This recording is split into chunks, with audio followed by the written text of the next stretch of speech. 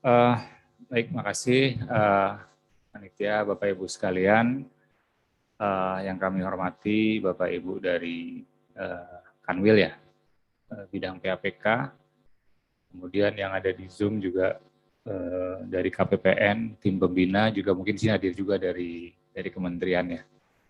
Rekan-rekan SITP serta panitia. Assalamualaikum warahmatullahi wabarakatuh. Selamat sore.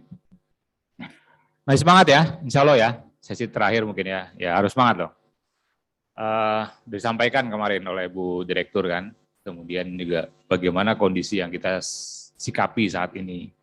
Kemudian juga sengaja tadi pagi itu sampai siang materi intinya gitu ya, materi intinya yang nantinya memang akan, bukan nantinya, mungkin sekarang juga sedang dihadapi oleh teman-teman Kanwil dan KPPN, bagaimana melakukan troubleshooting atas beberapa hal yang sedang on progress semuanya. Semuanya jadi sedang on progress nih. Aplikasinya on progress, toolsnya on progress, juknisnya on progress, regulasinya juga on progress. Semua simultan kita laksanakan. Dalam rangka rollout Sakti dan tentunya perbaikan. Ini ada beberapa hal semuanya. Jadi mungkin Bu Direktur mau disampaikan juga teman-teman baik tadi rekan SITP ya di bawah komando Pak Priandi dan kawan-kawan bagaimana tindak lanjut atas data anomali dan hubungannya dengan migrasi. Troubleshooting-nya banyak ya Pak Priandi ya, banyak. Pertanyaan di HI juga banyak, alhamdulillah sudah ada yang kita sampaikan, ada yang pending gitu ya. Ada yang mungkin perlu bersabar gitu ya, karena bukan nggak mau segera jawab, tapi saya yakin teman-teman ya kita semua lah, teman-teman di Direktorat APK dan SITP sedang memformulasikan karena banyak pengaruhnya nih, regulasi, juknis berkaitan semuanya dengan nanti apa yang dilakukan plus nanti sekalian menu-menunya gitu ya. Nah, dari hal-hal yang disampaikan tadi oleh para narasumber terdahulu gitu ya, saya rasa prosesnya teknis tadi itulah yang sehari-hari dihadapi gitu ya. Nah, dari sisi kebijakan yang lebih strategis, yang lebih visioner, nah ini yang kita tuangkan dalam materi kebijakan akuntansi pemerintah pusat. Jadi semua yang Bapak Ibu lakukan itu ada dasarnya kira-kira ya. Tentunya selain PMK 171 2001 tentang rollout Sakti, juga ada materi terkait dengan kebijakan akuntansi. Karena untuk laporan keuangan ini pengaturan yang paling tinggi adalah standar ya. Standar akuntansi pemerintahan itu bisa digunakan oleh baik pemerintah pusat dan pemerintah daerah, pilihan-pilihan kebijakan. Nah, untuk pemerintah pusat kita punya PMK 22 tahun 2002 dan PMK 85, Jongto ini perubahannya, tentang kebijakan akuntansi pemerintah pusat. Jadi seluruh secara umum, secara general kebijakan akuntansi ada di sini. Beda dengan sistem. Nah, kebijakan tuh bagaimana treatment. Nanti menuangkannya ke dalam sistem, nanti ada yang tadi mungkin sudah dijabarkan, PMK sistem akuntansi pemerintah pusat, penyusunan LKKL, penyusunan LKPP, sampai macam-macam turunannya, telah LK-Bun, penilaian, dan sebagainya. Nah, lanjut di slide berikutnya, kita lihat. Jadi pengaturan dan gambaran umum kebijakan akuntansi pemerintah pusat saat ini, dulunya itu PMK 225 2019 dan PMK 234 2020 tentang perubahannya. Nah, ini secara simultan dan kontinu selalu kita sempurnakan. Kenapa? Karena ada PSAP yang terbaru. Kami itu selalu melihat apa yang dikerjakan oleh Komite Standar Akuntansi Pemerintahan. Jika ada PSAP baru yang bahkan masih draft pun itu selalu akan kami lihat. Karena akan pasti berpengaruh pada treatment dan kebijakan akuntansi. Nah, kalau ada PSAP terbaru, kemudian juga perkembangan proses bisnis. Nah, ini banyak nih. Jadi kami di Direktorat APK itu juga selalu mengikuti perubahan-perubahan proses bisnis, bahkan sampai di level penganggaran. Jadi biasanya kita juga selalu terlibat dalam rapat-rapat RUU Undang-Undang APBN, RUU APBN 2001, 2022, 2023, IKN, Risipen, pandemi, dan sebagainya. karena kita pasti mengantisipasi dari beberapa hal baru tersebut, apa yang perlu kita siapkan di sisi pelaporannya. Di satu sisi memang akuntansi dan pelaporan itu melihat dan mengikuti proses bisnis. Namun bukan hal yang tabu juga dan suatu hal yang pakem yang biasa juga terjadi di korporasi maupun di pemerintahan. Akuntansi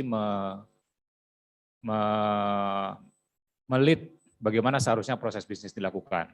Jadi bisa itu dilakukan. Dan itu juga arahan Pak Dirjen. Dia jangan menunggu, lihat proses bisnisnya, pengaturan seperti apa, baru akuntansinya, sistemnya. Tapi bisa juga dari sisi pakem akuntansi dan pelaporan, sistem yang ada, kita mengusulkan bagaimana proses bisnis yang seharusnya. Nah itu terjadi. Nah sekarang yang ramai tentunya masih PCPEN 2022, 2003 berlanjut, banyak beberapa transaksi hal baru, termasuk nantinya beberapa hal terkait pembangunan IKN yang akan banyak hal baru juga. Nah, selain dari perkembangan proses bisnis dan PSAP terkini, kita juga mengadres rekomendasi atas temuan LHP BPK. Nah, baik itu ada di bagian anggaran kementerian, yang paling sering sih yang kita address yang di BA 15, LKBUN dan LKPP. Tapi di beberapa hal, kadang juga beberapa kementerian tuh minta diatur kebijakan akuntansinya secara spesifik jika itu menyangkut transaksi khusus di kementeriannya. Kementerian Luar Negeri, KPU, Kementerian Pertahanan, TNI, Polri, Kemenkes, kemarin itu terkait dengan persediaan vaksin, program terapeutik, dan sebagainya. Banyak beberapa kementerian tuh prinsipnya punya transaksi khusus masing-masing. Kementerian Perdagangan tuh punya transaksi TP pasar-pasar gitu ya. Tenaga kerja, PNBP-nya besar, Polri juga macam-macam. Jadi setiap kementerian tuh punya transaksi spesifik. Termasuk kita yang di Dakfisik dan Dana Desa. Nah, kemarin kan mungkin kalau di sini ada operator atau yang nyusun LK Dakfisik, Dak non fisik dan Dana Desa tentu tahu ya. Kita baru menerbitkan juga Juknis untuk penyusunan LK Dakfisik, Dak non fisik dan Dana Desa untuk KPPN. Ada yang baru itu, perhitungan utang piutang transfer ya. Nah, selain rekomendasi BPK dan perubahan proses bisnis, maka ditetapkanlah beberapa peraturan pengganti. Sekarang PMK 22 2022 itu terbit bulan Maret, penggantinya di bulan Mei 85. Ini juga tinjut rekomendasi BPK. Nah, ini gambaran umumnya, prinsipnya berdasarkan standar akuntansi pemerintahan, pemerintah pusat menetapkan kebijakan akuntansi. Nah, ini juga hal yang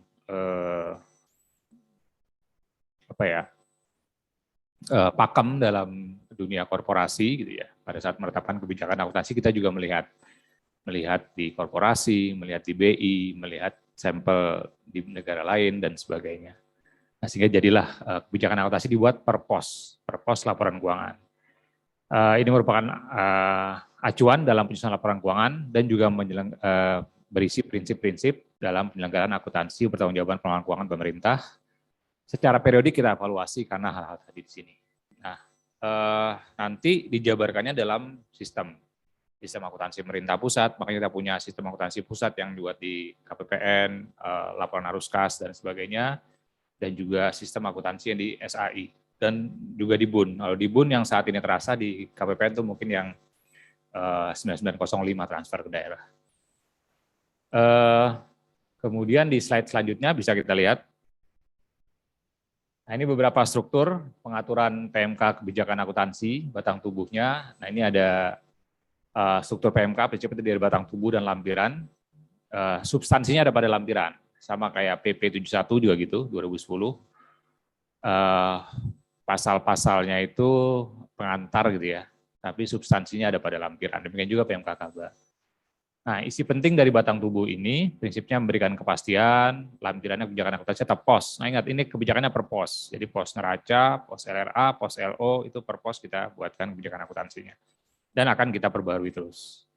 Dari hal tadi maupun dari komunikasi seperti ini, kita bisa mendapatkan beberapa masukan untuk penyempurnaan. Menteri pimpinan lembaga boleh nyusun kebijakan akuntansi di lingkungan mile masing-masing setelah mendapat pertimbangan dari Menq, CQ, Dirjen Perbendaharaan. Karena memang biasanya harus sesuai dengan yang kita buat. Karena kita kan sistemnya one for all ya. Satu kita buat untuk semua. Nah, kalau ada yang Berbeda dari itu, ya kita buatkan, kita petakan, supaya dalam rangka prinsip konsistensi ya, treatment antar laporan.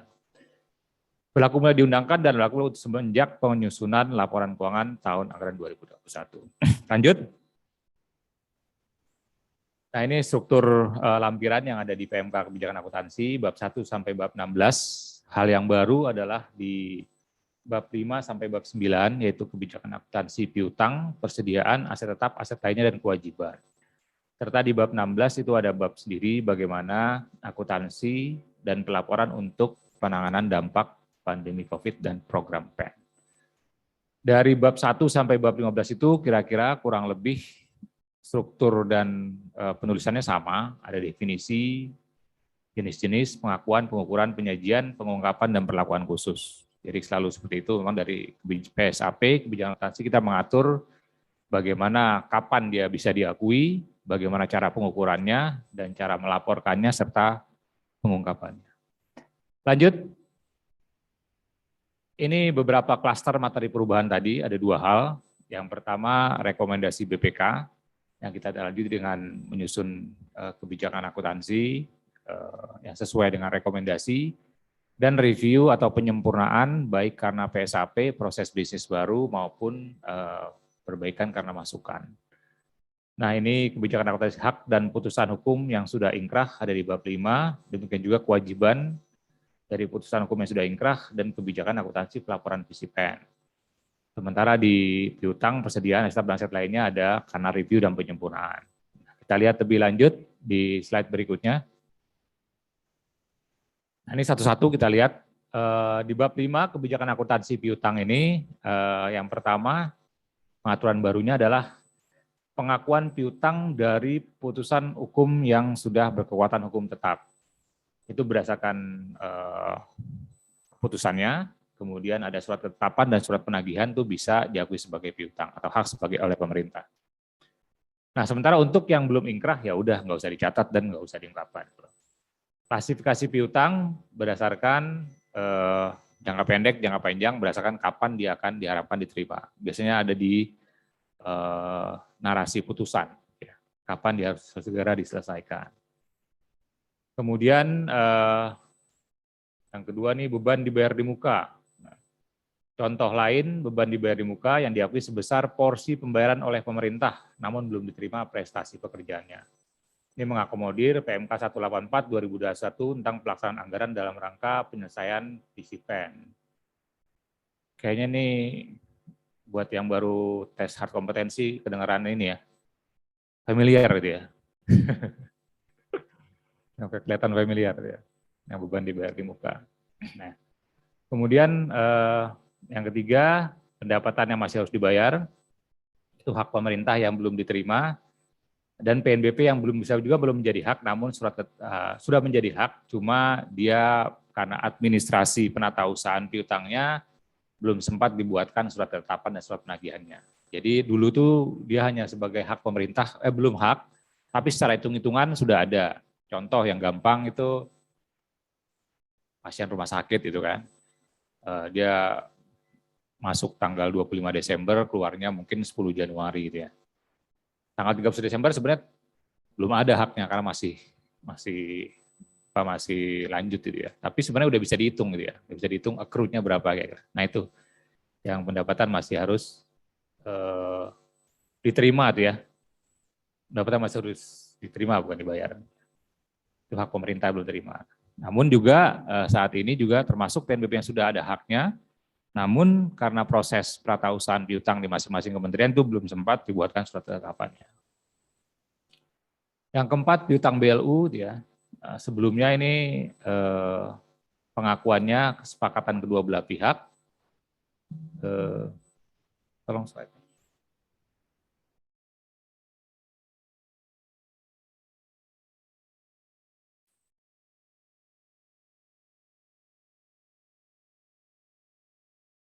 Ya, sebelumnya pengakuannya ada 3, lanjut slide 6 ya. Sekarang cuma 2, jadi nggak perlu ada kesepakatan kedua belah pihak lagi.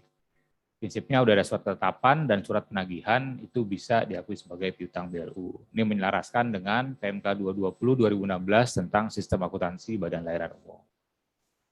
Kemudian nomor kelima tentang pembatalan pengakuan piutang. Nah, ini mengakomodir gitu ya, pengaturan yang ada di PMK 163/2020 pengelolaan piutang negara pada kementerian lembaga, BUN dan pengurusan oleh PUPN.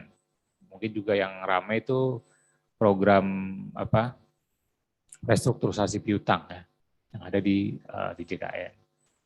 Nah, penghentian piutang prinsipnya setelah memenuhi kriteria pembatalan. Jadi ada kriteria pembatalan diatur di PMK 163/2020 tersebut. Seperti apa? Nah, penyesuaian nilai piutang ini tidak merugikan negara,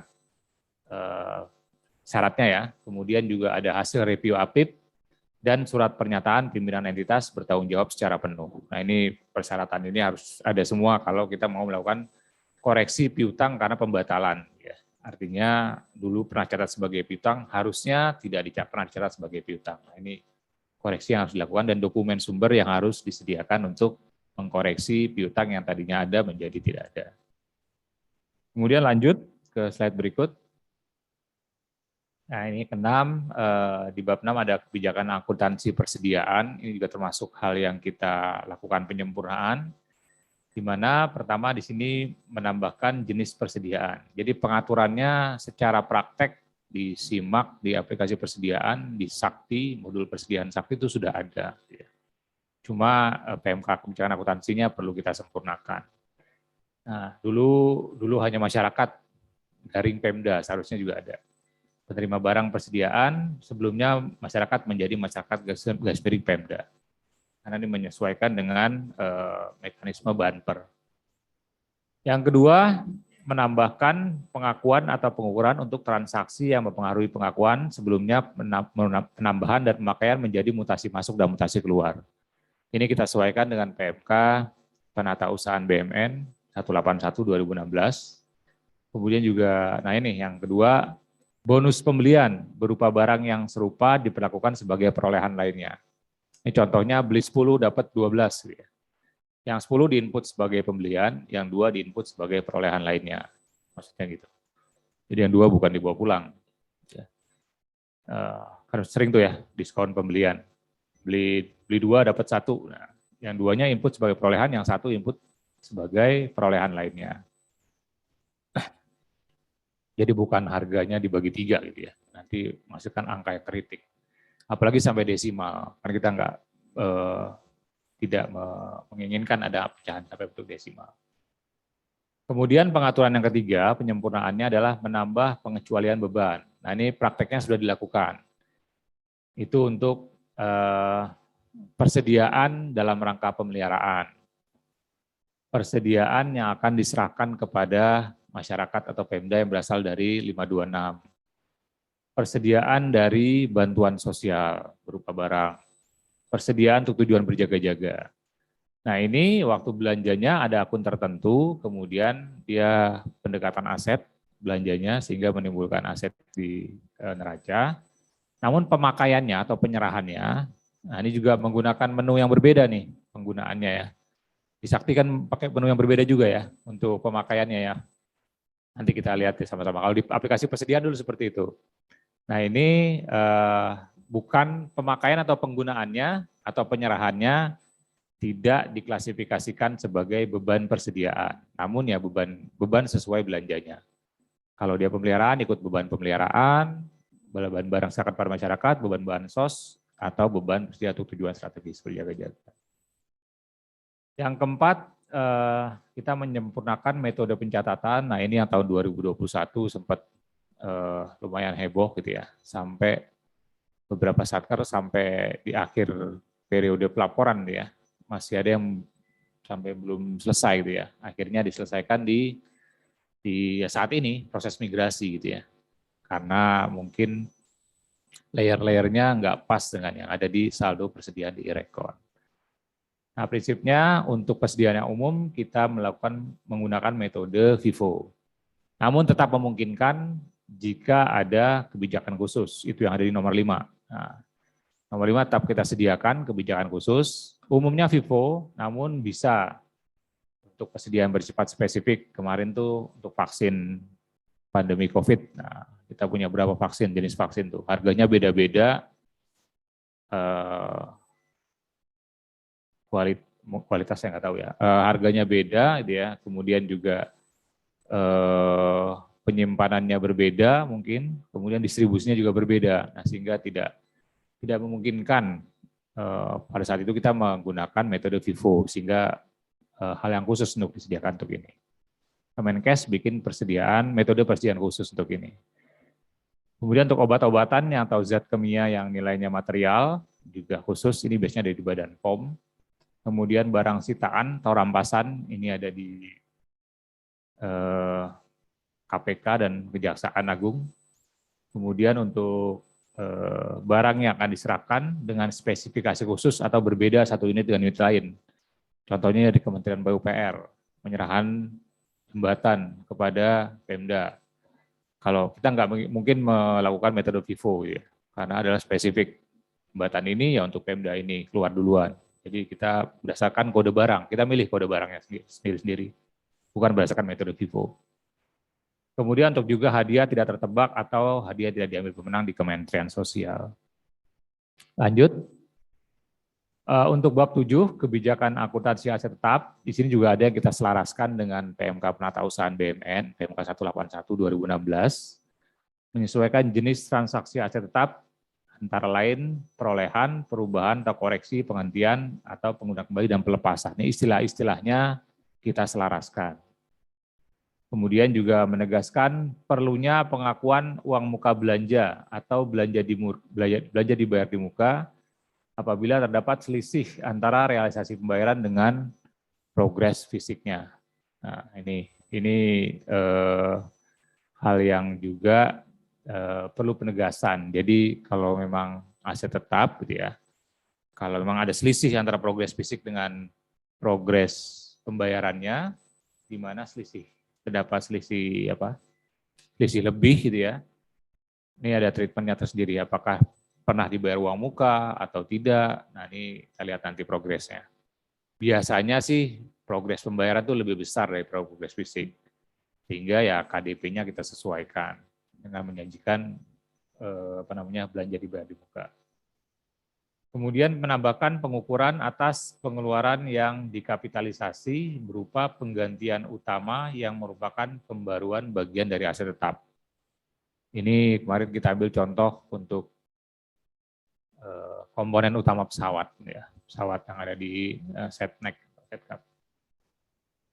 Menambahkan kebijakan pencatatan aset tetap secara gabungan atau terpisah. Nah, ini pengaturan tersendiri. Ini tergantung nanti pada saat pemilihan kode barang dan apakah dia berfungsi secara satu kesatuan atau bisa diperintilin, ya, diperintilin. Lanjut. Nah, kemudian untuk bab 8, kebijakan akuntansi aset lainnya, beberapa pembaruan atau penyempurnaan yang kita lakukan. Pertama adalah jenis aset tak berwujud, berupa kajian atau penelitian yang memberikan manfaat jangka panjang seperti formula, rumus, metode ilmiah baru, dan terobosan teknologi. Ini penambahkan contoh-contoh dari jenis-jenis aset tak berwujud. Kemudian juga jenis ATB lainnya kita tambahkan, contohnya peta digital dan situs web. Yang kedua menambahkan jenis ATB itu ada, nah kalau di aset tak ada KDP, di aset tak berwujud kita kenal namanya ATBDP. Aset tak berwujud dalam pengerjaan. Ini biasanya yang terkait dengan kontrak-kontrak pengadaan sistem jaringan atau jenis ATB lainnya. Yang ketiga menambahkan kriteria ATB. Nah ini, jadi aset tak berwujud itu ada yang bisa berasal dari tahapan riset. Nah, kalau riset kita tahu R&D, Research and Development, penelitian dan pengembangan. Selalu ada tahapannya, tahapan penelitian dan tahapan pengembangan. Nah, yang bisa dikapitalisasi menjadi ATB adalah kalau program riset tersebut sudah melalui atau sudah sampai ke tahap pengembangan, tahap development, bukan di tahap penelitian. Nah, sehingga ini kita tambahkan kriteria, kalau dalam hal gitu ya, ternyata tahap development dan tahap research-nya itu tidak bisa dibedakan, maka seluruh pengeluaran diperlakukan sebagai tahapan penelitian atau tidak dibebankan, tidak dikapitalisasi. Jadi semua jadi expense. Kalau dia nggak bisa membedakan mana tahapan penelitian dan tahapan pengembangan. Nah, kemudian yang keempat, menambahkan pengakuan ATB, yaitu untuk prototipe atau model dari kegiatan penelitian diakui sebagai aset tetap atau aset tak terwujud sesuai dengan peruntukannya, sesuai dengan jenis barangnya. Kalau model yang bisa ada wujudnya mungkin sebagai aset tetap, tapi kalau model formula dan sebagainya itu yang bisa jadi sebagai aset tak berwujud. Lanjut. Untuk kewajiban utang, ini salah satu yang kemarin menjadi dispute dengan BPK sampai ke high level meeting, sampai pertemuan di tingkat Menteri Keuangan dan anggota, yaitu kewajiban pemerintah yang berasal dari putusan hukum yang sudah ingkrah, berkekuatan hukum tetap. Nah, ini beda dengan piutangnya, yang kewajiban tidak semata-mata kita akui. Yaitu pengakuannya semuanya harus ada nih. Diakuinya saat sudah ingkrah, kemudian sudah unmanning itu apa ya, perintah pengadilan, perintah paksa gitu ya. Kemudian dan tidak ada lagi upaya lainnya. Nah, ini sesuai dengan PSAP-nya. Kalau masih ada upaya lainnya, tidak diakui. Nah, kita kemudian terjemahkan yang dimaksud dengan upaya lainnya adalah apabila masih ada upaya hukum lain dan belum tersedia alokasi anggarannya pada entitas pelaporan atau bagian anggaran yang bersangkutan. Jadi kita anggap kalau memang belum ada alokasinya, itu masih ada upaya lain dilakukan pemerintah, sehingga pemerintah belum mengalokasikan pembayaran kewajiban atas putusan hukum yang sudah ingkrah tersebut. Ini klasifikasinya sebagai utang pihak ketiga atau jangka pendek. Nah, jadi agak berbeda. Untuk yang ini kita tidak mau serta-merta langsung mengakui gitu ya. Ini banyak hal yang dipertimbangkan. Kita diskusinya dengan teman-teman di Probiskum DSP, dengan Biro Advokasi, Biro Hukum Kementerian Keuangan, dan banyak pihak. Prinsipnya untuk menjaga tidak serta-merta langsung bisa kita alokasikan dan bayarkan. Karena ternyata banyak mafia di sana yang di luar sana yang berusaha mengintip bagaimana caranya mengambil keuntungan dari APBN. Nah, itu yang kita jaga. Lanjut. Nah, slide berikut ini kebijakan akuntansi pelaporan PCPN. Secara general ini sudah disampaikan kepada seluruh kementerian dan seluruh KPPN dan Kanwil sepertinya. Melalui surat Direktur APK, ada di panduan teknis, ada juga di surat Dirjen Perbendaraan. Bagaimana mengakuntansikan pelaporan PCPN, terutama di sisi pengungkapan. Karena kita tahu penandaan program PCPN tersebut macam-macam. Ada yang melalui akun, ada yang melalui RO, KRO tersendiri.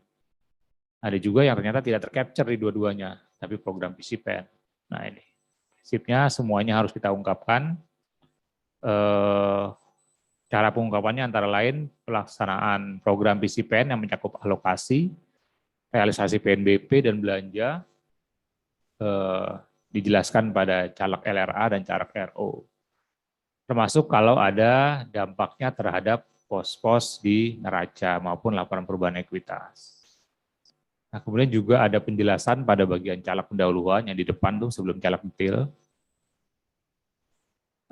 Kemudian di sini juga kita harapkan ada pengungkapan atas capaian output strategis yang menjadi bagian program PCPN dan bagaimana refocusing kegiatan relokasi anggaran tersebut mempengaruhi program PCPN pelaksanaannya di masing-masing Satker dan KL. Kemudian juga pengungkapan terkait dampak pandemi dan pelaksanaan PCPN dalam caleg per pos laporan keuangan yang terpengaruh di PNBP, di Kas BP, di kas neraca penerimaan, di belanja, dan sebagainya. Kemudian lanjut. Nah, ini mungkin spesifik Bapak Ibu ya, cuma untuk pengetahuan saya rasa tidak apa-apa. Ini jadi yang sekarang tren di pemerintah, transaksi pemerintah adalah KPBU, kerjasama pemerintah dan badan usaha. bahasa Jawanya dari Public Private Partnership, PPP. Ini kita lihat dari PPP guideline yang dari IMF. Kemudian kita lihat dan kita petakan bagaimana kebijakan akuntansinya. KSAP sudah menerbitkan PSAP 16 tentang perjanjian konsesi jasa yang kemudian kita terjemahkan ke dalam kebijakan akuntansi pemerintah pusat. Di PMK 22 ini ada bagaimana definisi, karakteristik, serta pengakuan aset dan kewajiban yang timbul dari perjanjian konsesi jasa. 2021 pengungkapan, namun 2022 akan sudah mulai dilakukan pelaporannya. Ini sementara masih terdeteksi di 2 kementerian. Kementerian Kominfo untuk pembangunan Palaparing Barat, Timur, dan Tengah gitu ya, di Bakti, yang dilakukan oleh Bakti. Kemudian juga di Kementerian PUPR yang saat ini sedang giat membangun jalan tol. Jalan tolnya itu kebanyakan itu programnya KPBU atau konsesi jasa. Disajikan dalam kelas aset terpisah dalam pos aset tetap. Jadi ntar di kelompok aset tetap tuh sekarang ini kan ada gedung bangunan, tanah, peralatan mesin, gedung bangunan, aset tetap lainnya. Nanti ada juga salah satu akun aset tetap konsesi jasa. Nah, ini untuk mengakomodir karena di PSAP-nya mengamanatkan dia dalam kelompok aset tetap. Nah, jadi ini karena dibiayai oleh badan usaha, jadi milik pemerintah nantinya nih, prinsipnya dia bukan BMN, koordinasi dengan teman-teman di DJKN juga seperti itu. Ini bukan BMN namun masuk neraca. Nah, jadi nanti laporan BMN, selama ini kan kita kenal ada laporan posisi BMN, ekstra dan intra. Ekstra tuh yang BMN tapi nggak ada di neraca. Kalau yang intra yang BMN yang mempengaruhi posisi neraca. Nah ini nanti ada dia bukan BMN tapi ada di neraca. Nah jadi laporan tersendiri, gitu ya. Jadi menambah jenis laporan. Di laporan manajerial tadi ya. Dia bukan BMN tapi masuk neraca. Kapan baru jadi BMN? Nanti kalau konsesinya sudah selesai, sudah diserahkan ke pemerintah.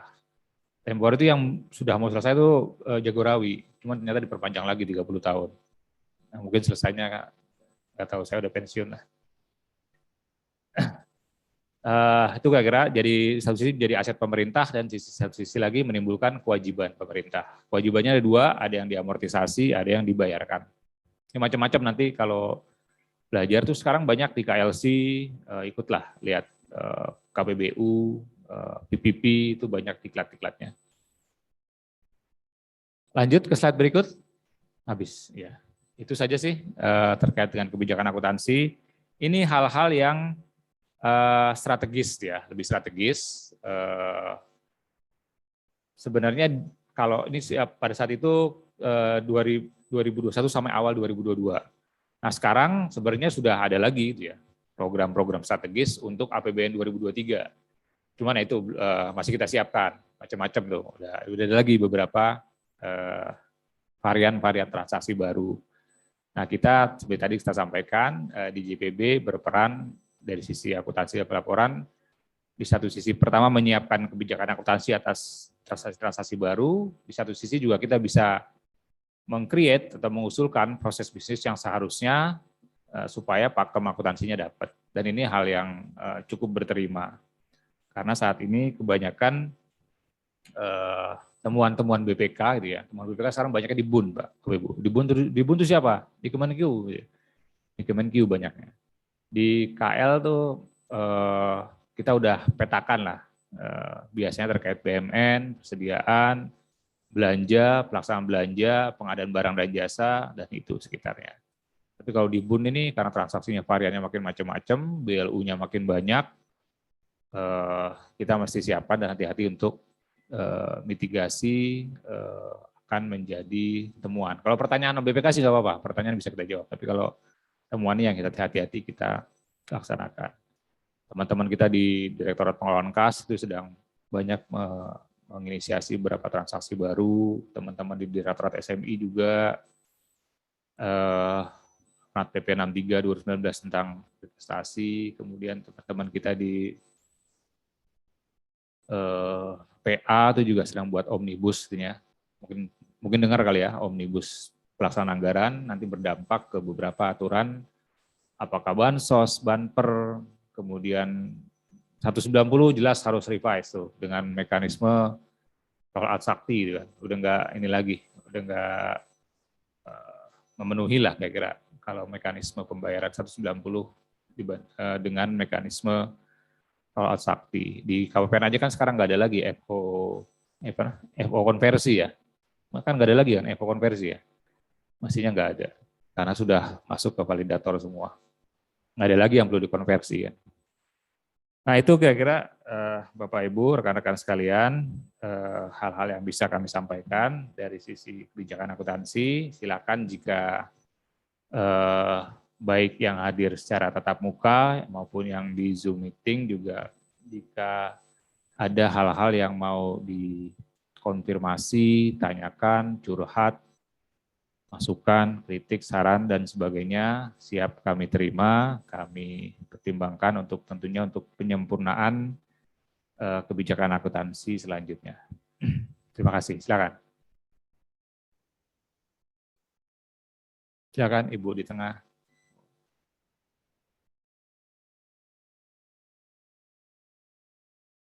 Tolong sebutkan namanya ya, dari mana?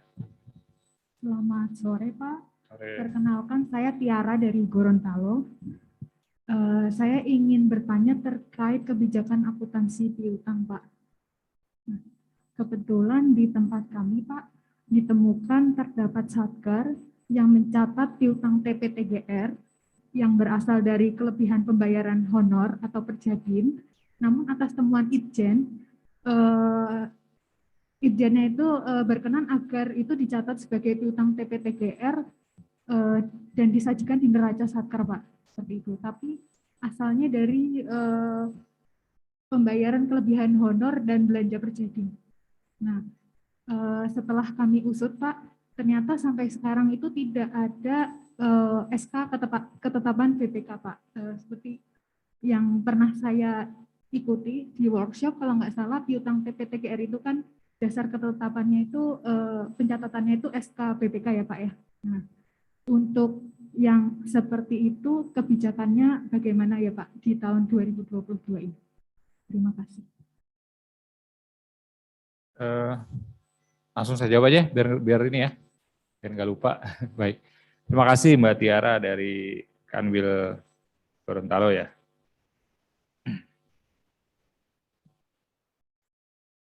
Untuk setiap pencatatan akuntansi itu prinsipnya membutuhkan dokumen sumber. Ya. Nah, source dokumen inilah yang menjadi dasar bagaimana kita pertama kali mencatat. Dan untuk itu harus ada dokumen sumbernya. Temuan Itjen itu bukan dokumen sumber. Pertama saya sampaikan seperti itu. Dia harus ada dokumen sumber yang di-create oleh pejabat pengelola keuangan, pejabat perbendaharaan di satker tersebut. Nah untuk TP dan TGR ini ada dua nih. Ada dua rezim nih. TP itu, tuntutan perbendaharaan itu untuk ASN bendahara. ASN bendahara itu yang kemudian diatur dalam peraturan BPK, betul penetapannya harus dengan penetapan BPK. Menjadi piutang tuntutan perbendaharaan. Sementara kalau TGR itu untuk pejabat lain atau pegawai lain ya, yang bukan bendahara. Mekanisme TGR. TGR juga harus ikut, ada PP-nya, PP berapa saya lupa ya, 2018 ya Mbak Esti ya? Lupa. Ya? PP 38 2016 ya? 2016 atau 2018 ya? PP 38 2018, itu kita kok, teman-teman DSP itu yang menginisiasi Direktorat Sistem Perbendaharaan. Jadi mekanismenya juga harus pakai itu. Nah, untuk TGR ini biasanya harus naik sampai majelis. Di setiap kementerian tuh ada majelis TGR-nya. Di Perben kita juga ada kok majelis TGR-nya. Jadi naik dari satker sampai ke Eselon 1 sampai majelis. Nah, ini yang di banyak kementerian belum punya perangkatnya. Kalau di Kemenkyu sudah lumayan settle lah gitu ya. Jadi kalau mau kita catat sebagai piutang TP, pertama harus mengikuti mekanisme sesuai peraturan BPK. ada ketetapan dulu dari BPK atau minimal paling tidak SKTJM si pegawai mau bayar ya, si bendahara untuk tuntutan perbendaharaan ya, sebelum ada ketetapan dari BPK. Paling tidak ada SKTJM dulu. Namun kalau TGR, nah ini memang harus ada penetapannya dulu dari minimal dari pejabat yang berwenang. Di level satker nanti dinaikkan ke atas. Dan itu pun juga harus ada pernyataan dulu. Nah biasanya penetapan TGR itu harus melalui majelis TGR di masing-masing kementerian. Saya nggak tahu di kementerian lain, tapi Kementerian Keuangan tuh punya tuh, dan jalurnya memang ada sidangnya dan sebagainya sampai dijadikan sebagai TGR. Nah itu, jadi, nah sementara untuk yang tadi gitu ya, saya melihat sebenarnya itu mekanisme pelaksanaan anggaran yang kemudian diaudit oleh inspektorat, ternyata ada ya kelebihan honor, kelebihan perjadin dan sebagainya, kira-kira seperti itu ya.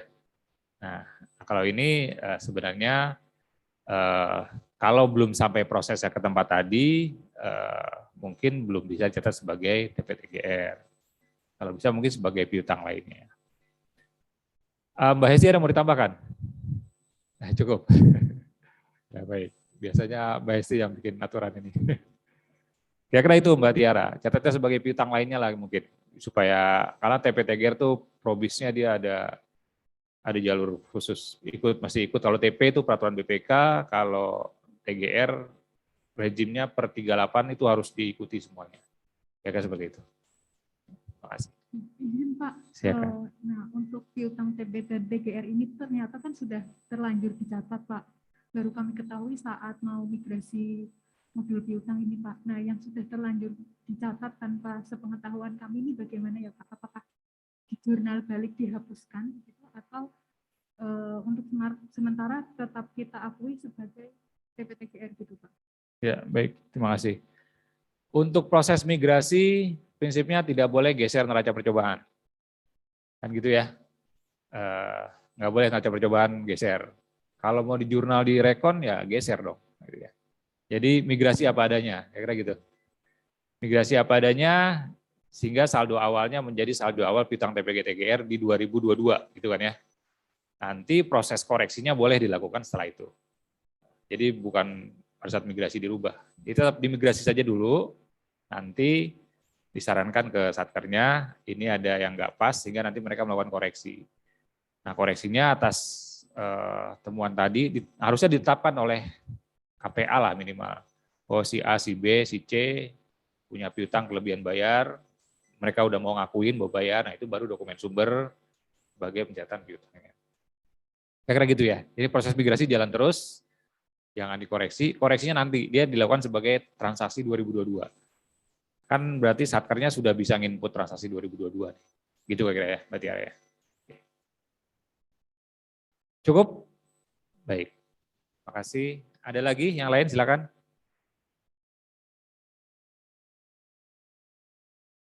Antuk ya?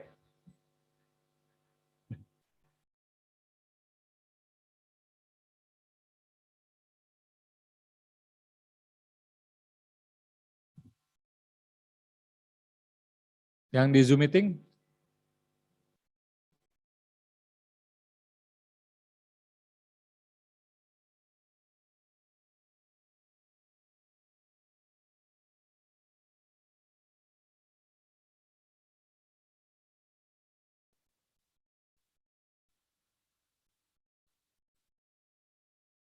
Oke. Kalau nggak ada, alhamdulillah. Ya. Ada lagi? Kasih kesempatan dulu nih. Sekali lagi, sebelah kanan nih, sebelah saya. Silakan Bapak Ibu. Pak Rahmat izin, Ya. pertanyaannya terkait update KABA aja atau boleh? Boleh, apa aja boleh. Nah, tapi kalau saya nggak bisa jawab, nggak apa ya, saya tampung dulu. Silakan Bapak Ibu, kalau masih ada pertanyaan, mungkin di luar materi KABA terkait peraturan-peraturan atau kebijakan yang lain. Apa saja boleh tanya, cuman kalau saya nggak bisa jawab, saya tampung dulu. Saya tanyakan ke ahlinya nanti. Bapak Ibu.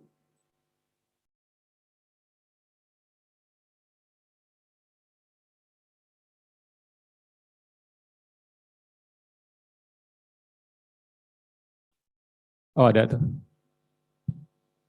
Satu.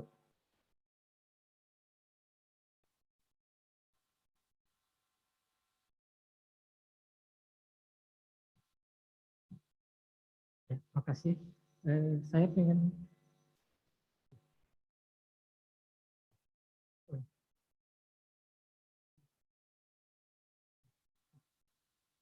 ya, makasih.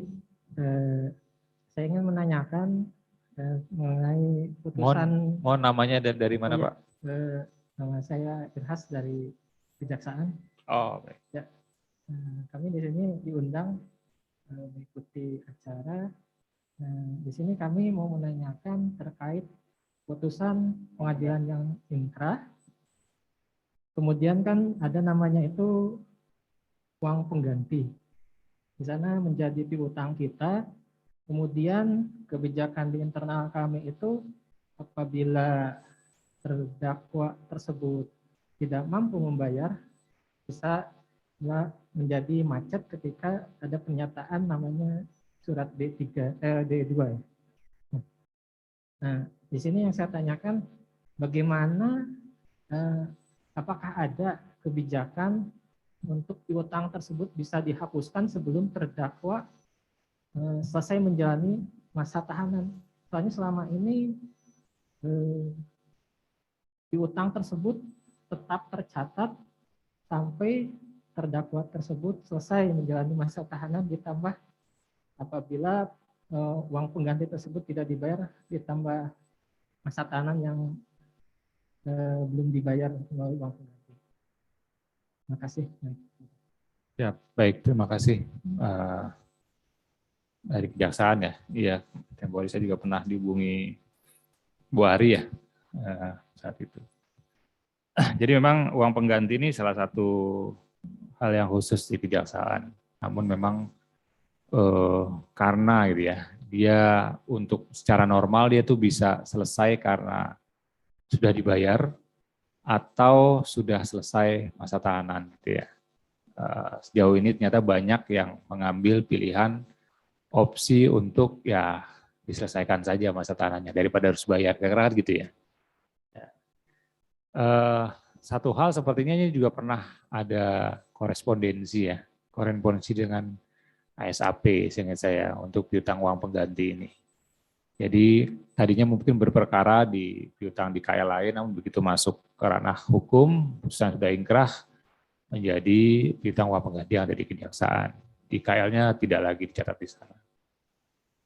Nah memang sampai saat ini tadi untuk piutang itu ada 2 gitu kan ya. Bisa 3 hal kalau di sisi ini.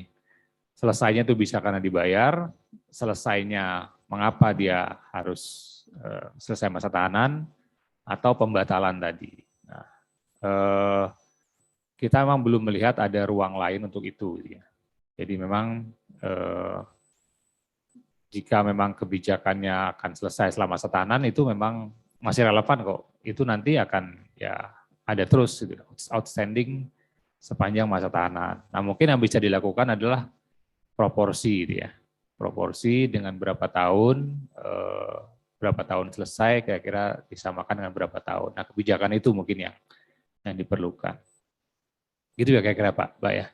Tadi ada hal yang mau saya konfirmasi. Kebijakan di sana dilakukan adalah dia piutangnya hapus setelah selesai masa tahanan gitu ya. Tidak ada opsi lain ya sampai saat ini ya.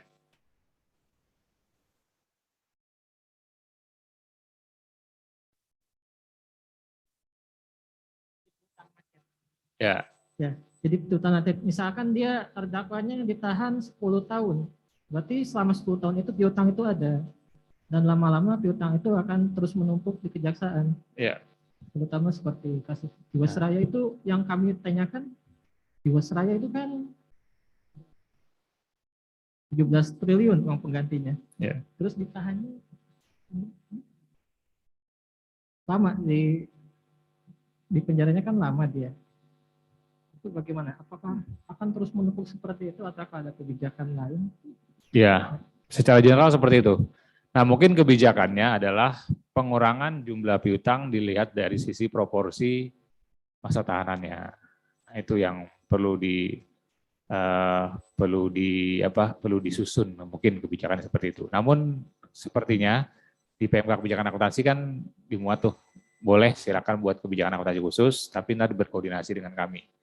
Nah untuk itu sepertinya nanti perlu ada sesi khusus pembahasan dengan teman-teman kejaksaan dan kami kalau bisa, kalau boleh gitu ya, melalui tim pembina. Bisa dengan siapa tempoh hari? Pak ini ya, Pak Teguh ya, dengan Pak Teguh atau dengan Mas Adit itu ya, Mas Adit ya.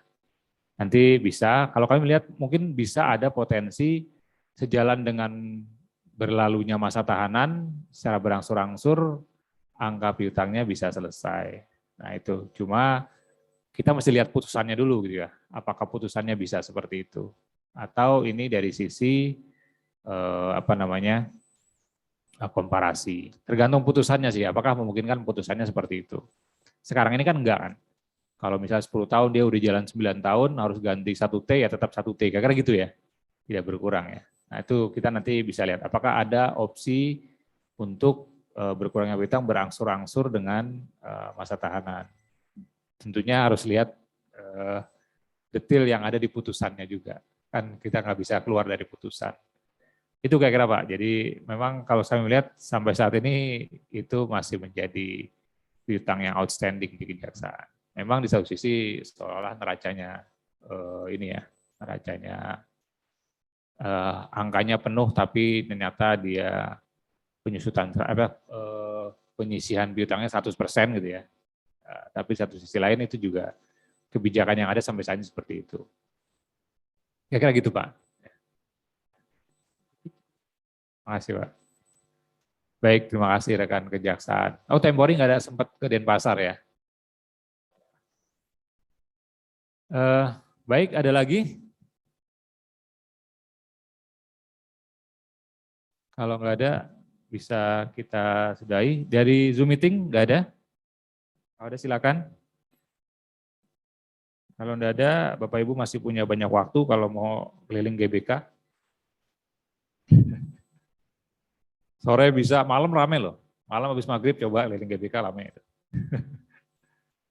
Banyak ya, bisa dilihat. Baik, kalau tidak ada lagi, terima kasih banyak atas perhatian dan pertanyaan serta masukannya.